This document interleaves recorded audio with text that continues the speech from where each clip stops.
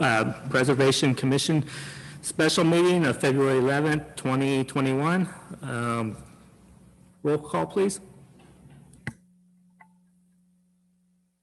Commissioner Deal, absent. Commissioner Armstrong, Present. Commissioner Hamas, absent. Commissioner Header, Present. Commissioner McKenzie, here. Vice Chair Bowden, Here. Chair Deal, or excuse me, Chair Bramer, sorry. Here. All right, pledge allegiance. Commissioner Armstrong, do you want to lead us? Pledge allegiance.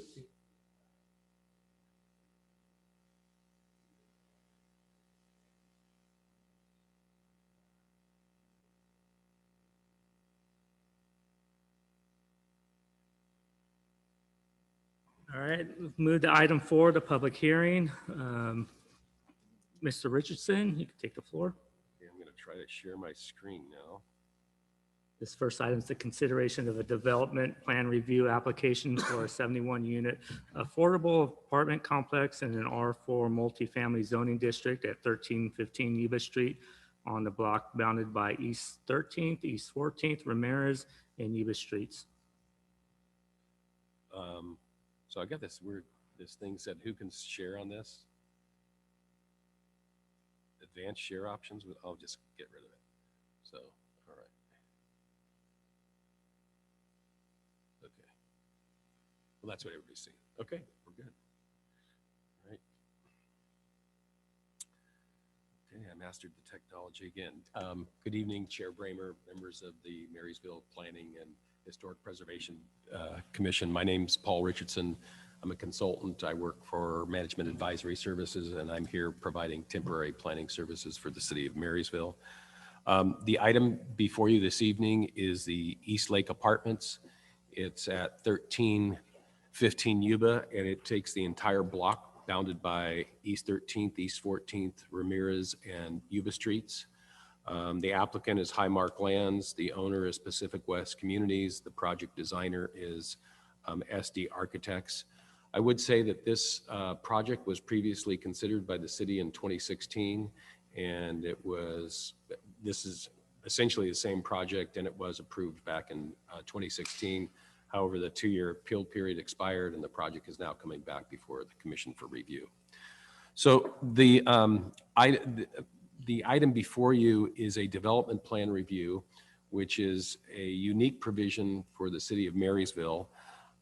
Essentially, this project is a permitted use in the R4 multifamily zoning district, but because there are over 50 units, both the Planning Commission and City Council have to review the project. The Planning Commission is a recommending body in this case, and the City Council is the final approval body, but your areas of discretion are very limited. It's not like a conditional use permit or things like that.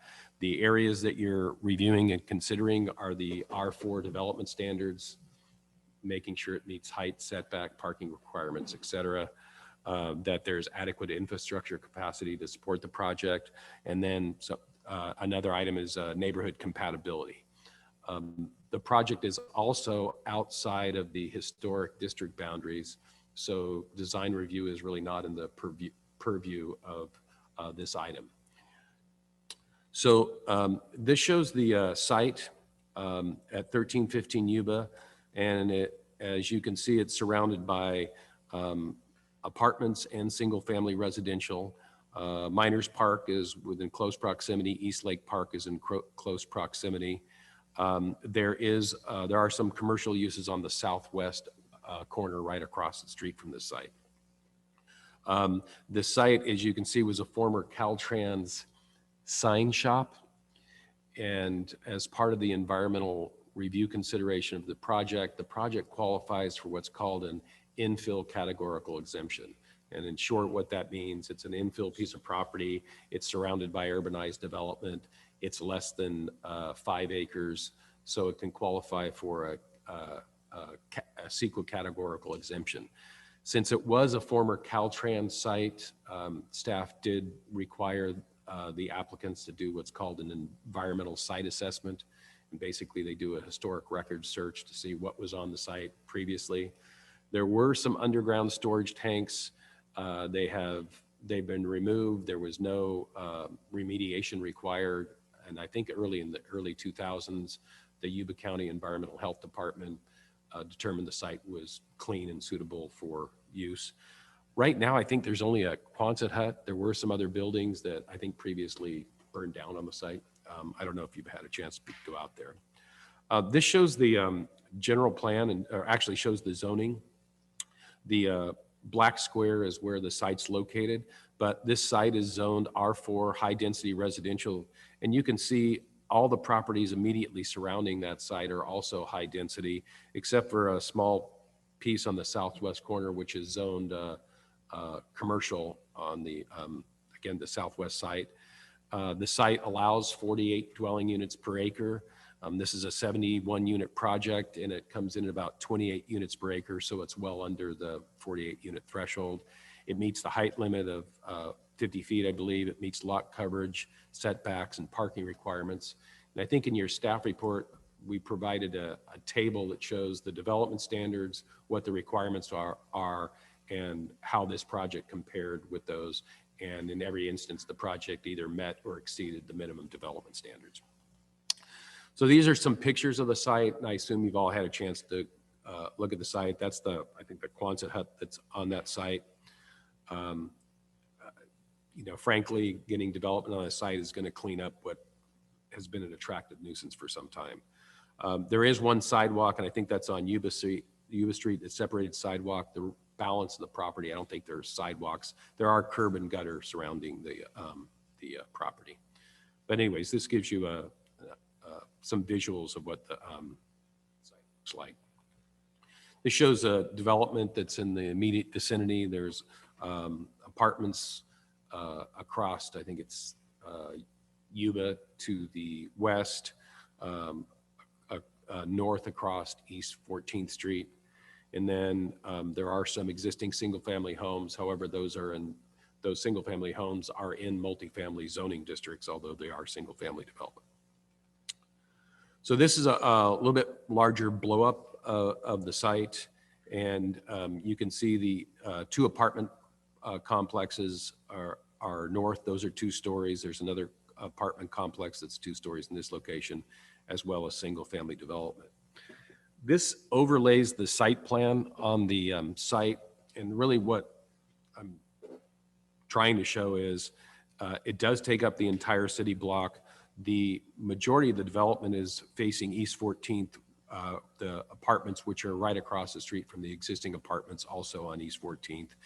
The setbacks or building setbacks both from Yuba and Ramirez with the parking are pretty substantial, and then there are the 3-story buildings do. The tail ends come down at 13th. All of the access is entirely from 13th Street. This is a little bit larger blow up of the site. 4 buildings, amenities on the site, half-court basketball, child's play area. They have a community garden. They have a community room. They do have a communal laundromat, which I'm going to talk about a little bit, but the parking meets, I think it's slightly over 1.5 per unit, which is more than required. This shows the elevations of the project. This is substantially similar to what was approved in 2016. I did talk to the applicant about trying to get a little bit more contemporary color scheme as opposed to kind of earth tone browns. This is what was approved. That's what they moved forward with. And I would remind the commission, design review is not part of your purview, but it is going to be take up an entire city block with a development. I think you can encourage the applicant to come up with a color scheme that might create a little bit more of a statement and be an asset to the neighborhood. These are the units, 1, 2, and 3 bedroom units. All of them have individual laundry facilities. This shows the community room and then the separate laundry room. And I'm going to talk about that. I did talk to the applicant. I said, you have individual laundry hookups for each one of the units. Why do you need a separate kind of laundromat facility. The response was they typically keep these in their units. I think there's some better uses for that site, but again, sign review, if you think that, it's more of a suggestion rather than a requirement for the applicant. You can see the community room has a kitchen, community room. It does have a couple of offices, which I don't know if those are for the, I think those are for the residents.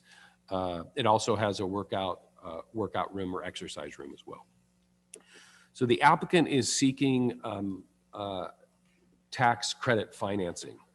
And in short, what that would do, if they're successful in getting the tax credit financing, the incomes for the unit, they would be restricted to low income housing. So on this example, you can see low income in Yuba County is a family of 4 is about $56,000. The monthly income again is a little over $4,600 a month, and the highest rent is about $1,400 a month. So while it was restricted to low income, there's still, you have to have employment, you have to have a source of income. And this income range is teachers, entry-level firefighters, entry-level police officers, about $55,000. That's kind of, those are kind of the, that would be the target market. So in terms of the colors that I talked about, I just threw these up here. I went online and looked for a little bit more contemporary colors. You can see these are a couple apartments that, again, they look attractive, a little bit more contemporary. They're not earth tones. But again, I think the applicant would be open to looking at a different palette if the commission and the council instructed that. The last thing is they do have the laundromat, and they do have one room in the community center that's a, I would say a business center. A lot of apartment complexes now have business centers where they have, terminals, computers, printers, Wi-Fi, and it's with a lot of people working from home, also kids doing homework. These tend to be a real asset.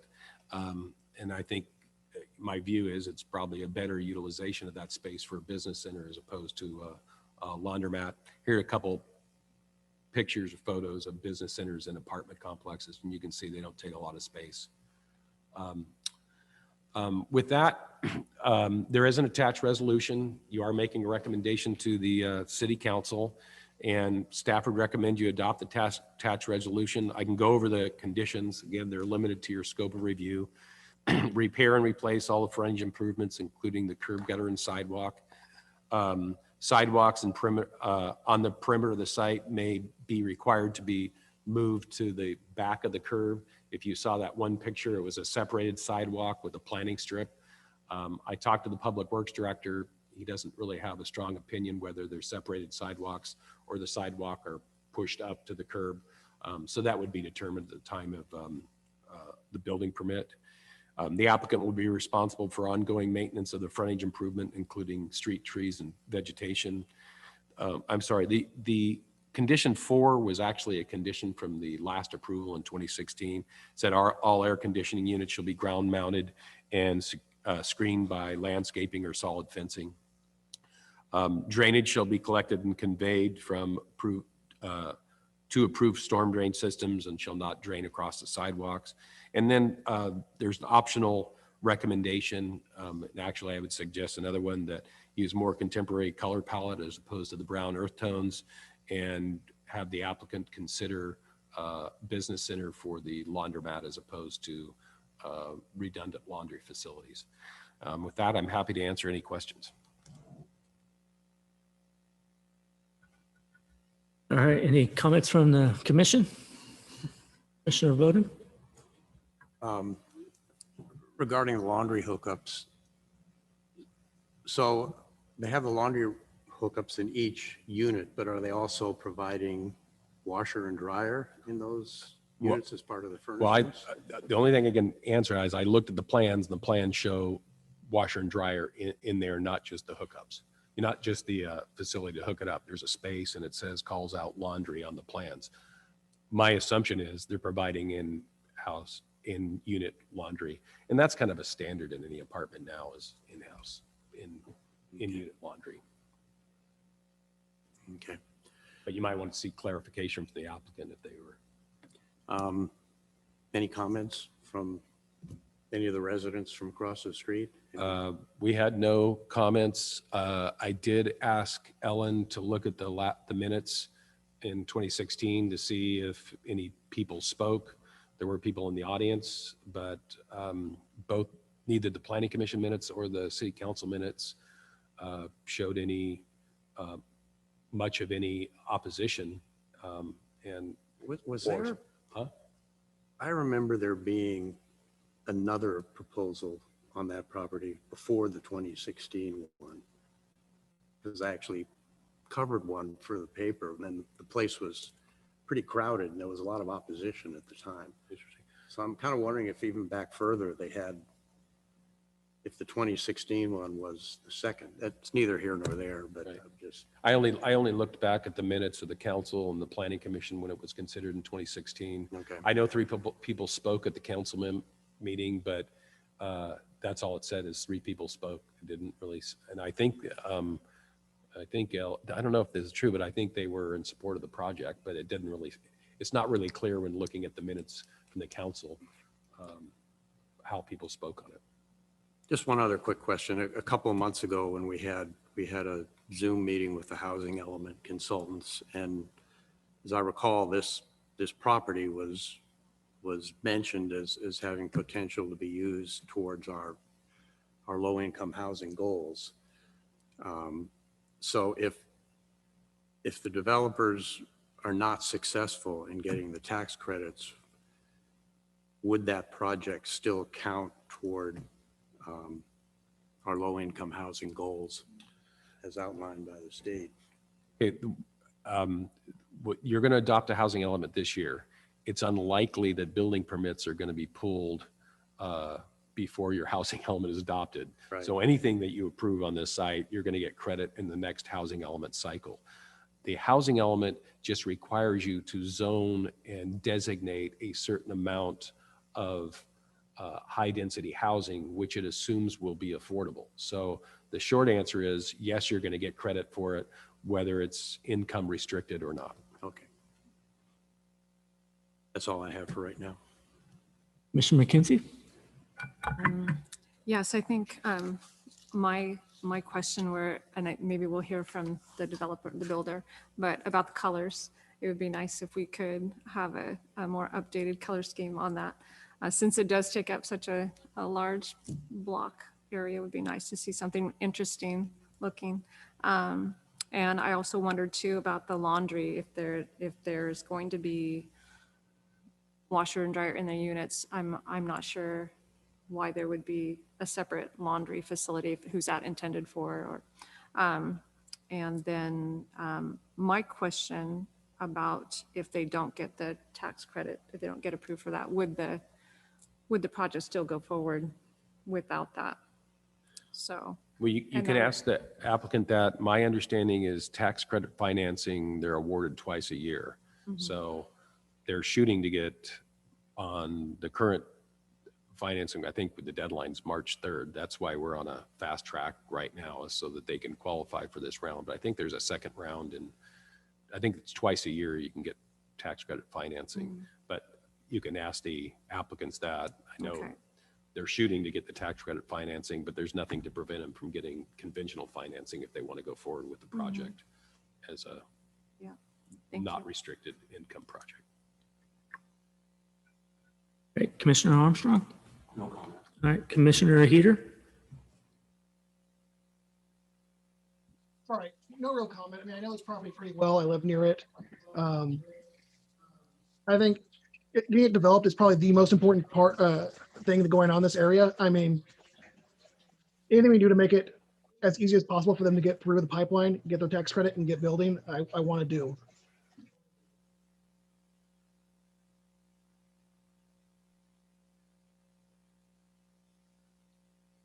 Does that finish your comments?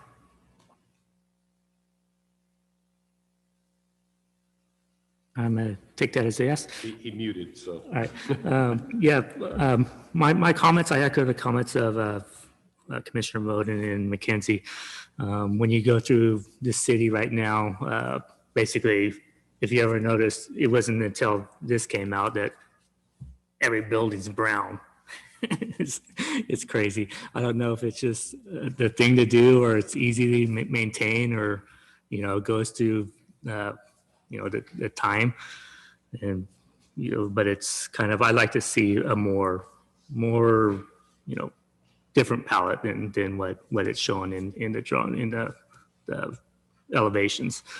Again, same comments with the furnishing of the laundry rooms, whether that's the reason why there's a separate laundry facility in there. But we'll hear that from the applicant.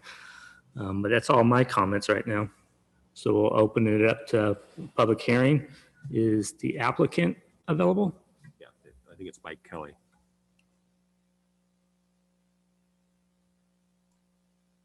There he is. I think so. Hi. Can you hear me, see me? Yeah, we hear you. Okay. All right. Hi, everybody. I'm just getting my screen set up here. So thank you for your time. Thank you for visiting, or getting together today to have this hearing today. I believe it's a special hearing, so I do appreciate it. Excuse one moment. Can you state your name and Sure, and address, right? Yeah, Mike Kelly with the Pacific Companies. I'm based out of Sacramento, 520 Capitol Mall, Suite 150.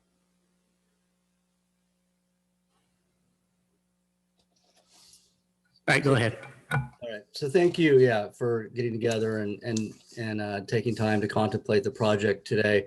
I do want to ask: is Ralph Strauss? He's on our team, our architect. Is he listed as a panelist on here as well?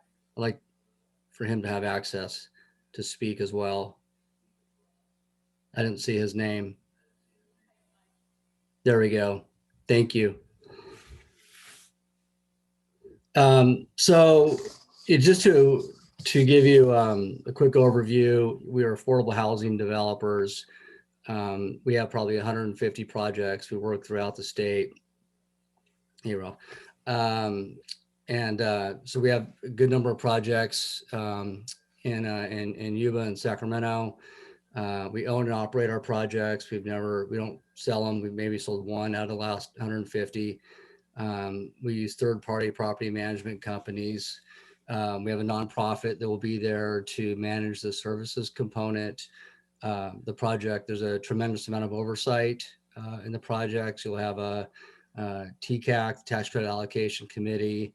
They'll be the primary investors of the tax credits. They'll have a say in how the project's operated, the tax credit investor and ourselves. So, we have a long history of accomplishment in this domain. And, it's our intent really to produce a great asset for you guys and be a good partner with you. So I heard a couple of questions. So one was, do we intend to move forward if we do not receive the tax credits? And our plan is to reapply in July, as Paul indicated. There are 2 rounds a year. There's a round in March and there's a round in July. So if we're unsuccessful in March, then we plan to apply in July. The other question, I believe, was the laundry facilities. So I got to think about that one. I'm communicating with our asset manager right now. The Tax Credit Allocation Committee, they typically, I'm looking at her notes now.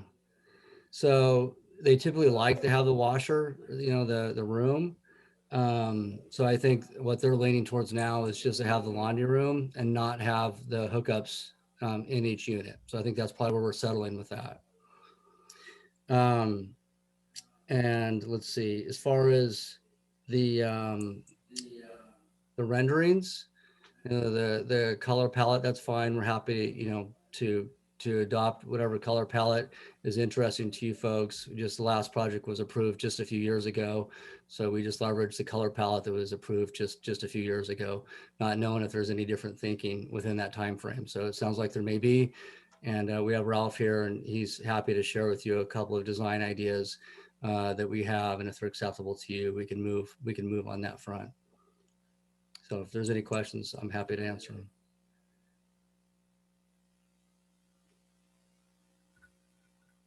All right, we'll open it up for public comment.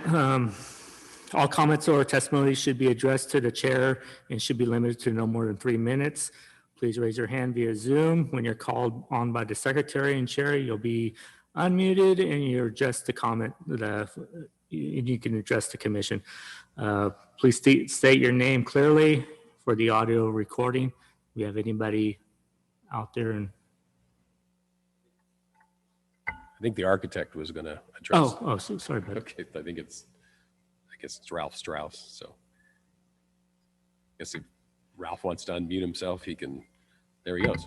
Yep, thank you very much. Ralph Strauss, SDG Architects in Brentwood, 3361 Walnut Boulevard in Brentwood, California. Simply to reiterate what Mike said is we're happy to adjust the color palette. You can tell from my background that we like color and contemporary color. So I do have some exhibits that we ran through that tie in very nicely with the examples that staff sent to us. And we can either present those to you right now or present them through staff at a later time, whichever way you prefer. Thank you.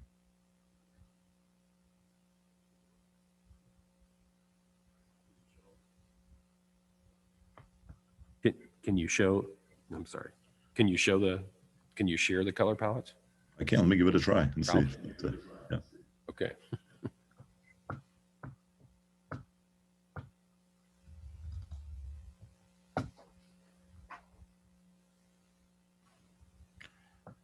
Can you see my screen?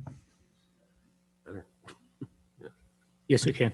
Okay, so this is based on one of the examples that came from staff, and you can see that we pick up a darker red color at the entry center elements on each of the gable ends. We create a shoulder height color break at about the 2/3 height of the building. That helps to adjust the scale and to decrease the scale of the building. And mixture of a olive green, a cream color, and this terracotta, which contemporizes it and changes it nicely from the brown that had been approved previously.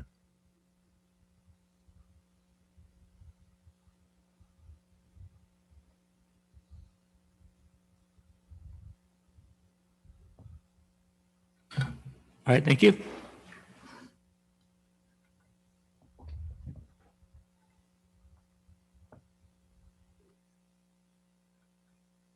Does that complete your?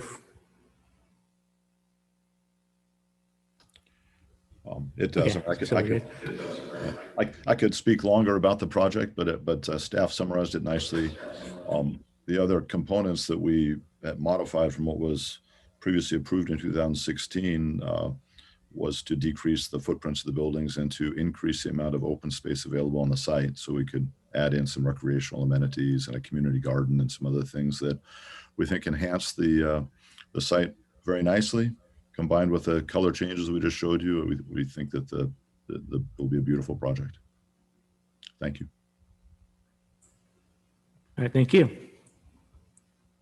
All right, now we'll open it up for public hearing. Anybody in the public?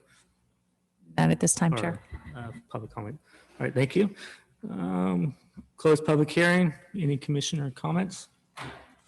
Commissioner I just Vaughn? had, one quick question related to the community garden. I'm assuming that if there's not a lot of community members that are involved in working in that garden, I'm assuming it'll still be maintained.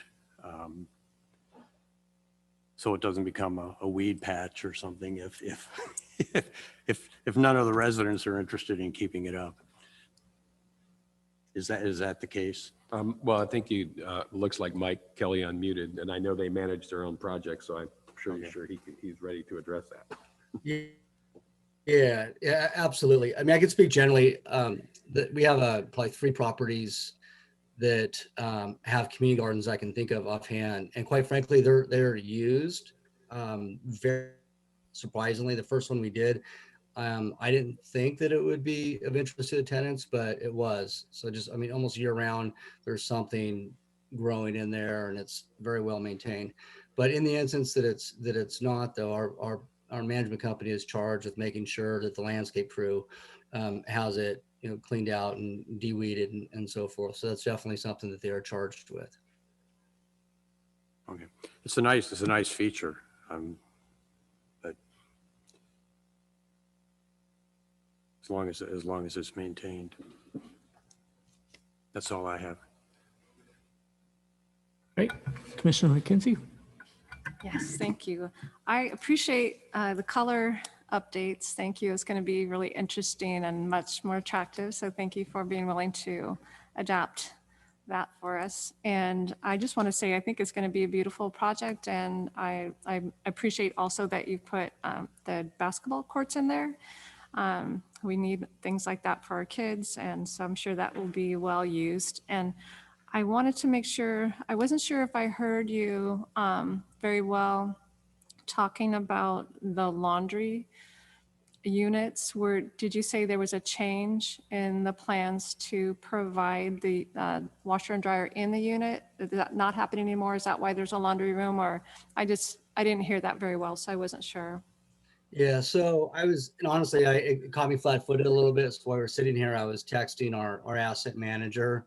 So I apologize for not being prepared for that question. But what came back to me is they prefer to do a laundry room. The tax credit allocation committee requires one or the other. And so our management company typically defers to the laundry room. So that was the request that was made by them, to keep the laundry room and not have the laundry hookups within the units. Okay, thank you so much.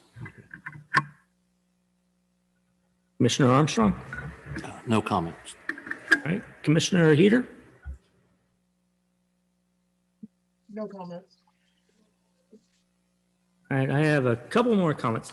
But back to the laundry room. I know you just got kind of looking at that right now. But if you're taking the laundry rooms out of the units, you're looking at 71 units, maybe, family of 3. And right now your plan shows 16 washer, laundry units. Like, I don't see how that's gonna work if it's a crunch time with everybody doing laundry on the weekend. So that might be something you may want to think about, I guess, Yeah. more than kind of making a decision right now. So let me ask it, because I apologize. I'm sorry, am I allowed to speak or no? No, go ahead. Okay, I apologize. I like the notion of having the hookups in the room. I do. So if this is something that we can, because that's an excellent observation. And Paul, I don't know if you're the person to respond to this, but if that's something that because this is going to council, I think, as well, can we research that and then table that specific item for the council meeting? I personally would like to have that vetted out, because what was just observed is completely accurate. We're going to have too many people in the laundry room with 71.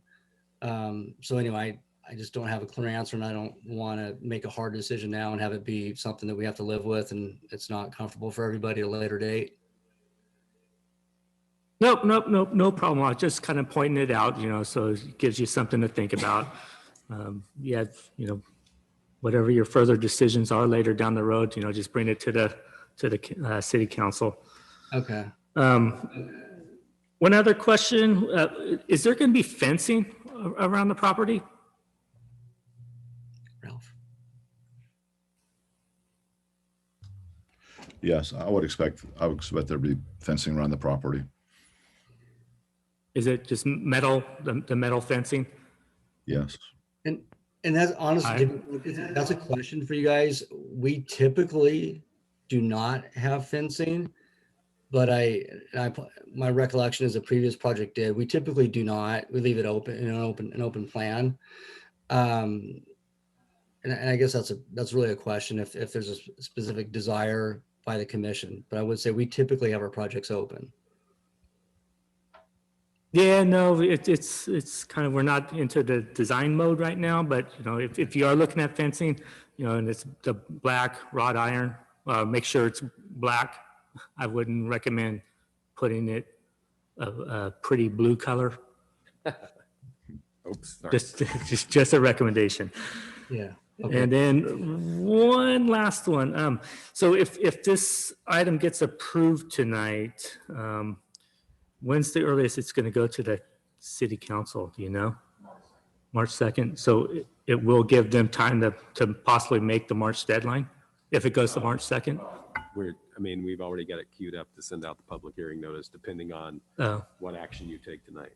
The most likely to go. See, it has to go to the council, Yeah, irrespective. yeah. So, yeah, we'll send out the public hearing notices on Monday.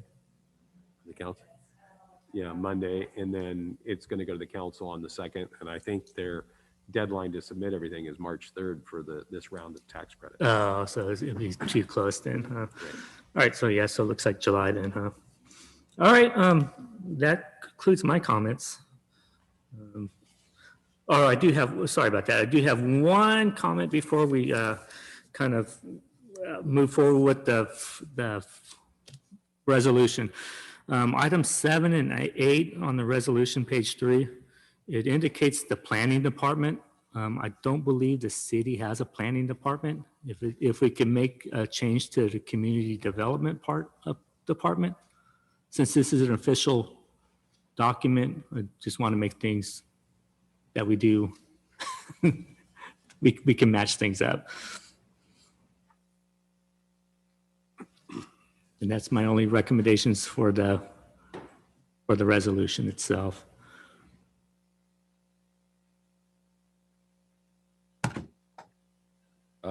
Before you put a motion, do you want me to reiterate what I thought I heard so it's easier to make the motion? Yeah, please do. Okay, so what I heard is just two things. Item 7 and 8, changing planning department to community development department. I didn't hear whether the commission had a preference for in-unit, recommending that the council encourage in-unit laundry, but the applicant said he would, between now and the council meeting, that he would come back with that. But you can certainly make that as a recommendation if you want to. I also heard that a recommendation, if fencing is proposed, that it be metal, black, I guess semi-transparent, as opposed to a solid wood fencing. And I saw a lot of nodding about the alternative color scheme, but I don't know if that translates into, the commission supports the alternative color scheme that was submitted on the evening. So those would be the other three things that I heard. Okay. All right. And this is a I got to tell you, this is a recommendation to the council. The other thing, since you only have 5 members here, 4 of you have to vote one way or the other, or it's a technical denial based on your own provisions. Okay. So do I have a motion to recommend that the planning commission adopt the attached resolution with the adopted, I guess, the recommended changes proposed? So moved. I'll second. Have a roll call vote. Commissioner Deal is absent. Commissioner Armstrong, I vote yes. Commissioner Hummus is absent.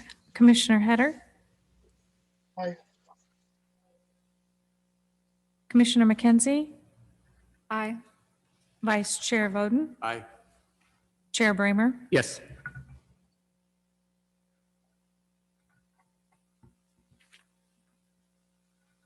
All right, we'll move on to commissioner comments.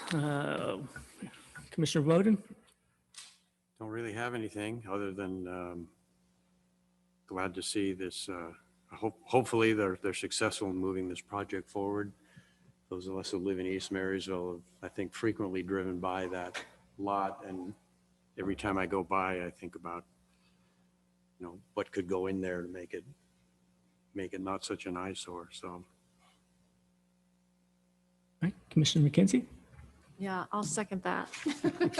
That's going to be great. So thank you for bringing this project forward to us. It's going to be wonderful options for families in Marysville. So hoping that more people will choose us to locate here. And I think it's going to be beautiful. Commissioner Armstrong? No comments, thanks. All right, Commissioner Heater? No comment. All right, yeah, again, kind of echo the comments of Commissioner Bowden and McKenzie. Yeah, it's going to be really different right there on that corner, you know, having a 3-story building. I think that, you know, I don't know if there's any other 3-story buildings in this city other than the Caltrans building. So it's going to be, you know, something different. I think that because of our levies, you know, constraining us on our growth, that's the only way we can move is up. So thank you for bringing it in front of us, and thank the architect and the applicant also. That concludes our meeting. Meeting adjourned.